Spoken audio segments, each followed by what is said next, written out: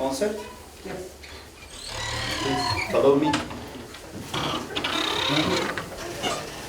You're in the hot zone.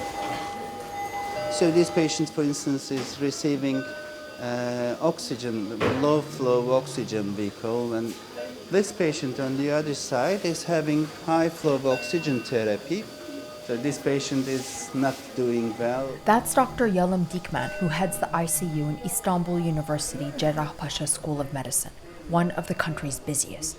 He's been an ICU doctor for 3 decades, but nothing compares to this.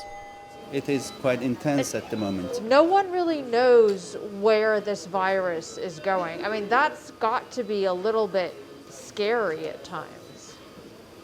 Scary, intellectually challenging, but okay, but we have to do something, and we are trying to do our best, but we are having very good results, actually. Turkey has struck out on its own with its treatment protocol, like delaying intubation and opting for oxygen flow therapies for longer periods of time.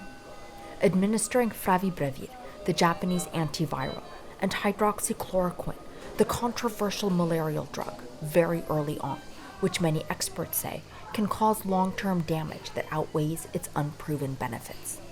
But the team here says they're not worried about that. We are dealing with a jigsaw puzzle, and we just try to find the correct pieces and put them in the correct place, and we just do something and hope for the best. This patient is in his 40s with no pre-existing conditions.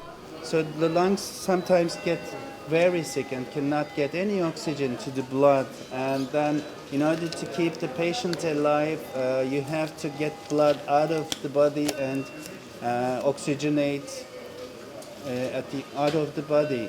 The patient's oxygenated blood is pumped back into his body. Everything about being here is just really intense. The machines are constantly going off, wearing this protective gear, and I have to say, these nurses, these doctors, they really have nerves of steel.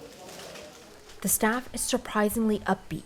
The hospital is not overwhelmed despite daily jumps in positive cases in the thousands countrywide. And this area is another intensive care unit. Now it's free, as you've seen.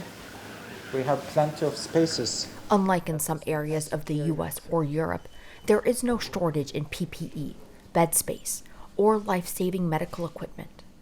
Around 70 of the staff have tested positive for COVID-19. Bushanur Chakmak, an emergency room nurse, was among them. This is her first day back on the job. To be honest, I can't say that I'm not afraid. It's stressful, she tells us.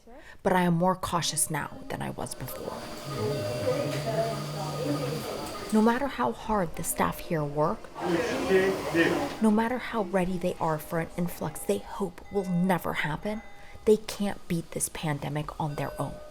That is on all of us. Arwa, CNN, Istanbul.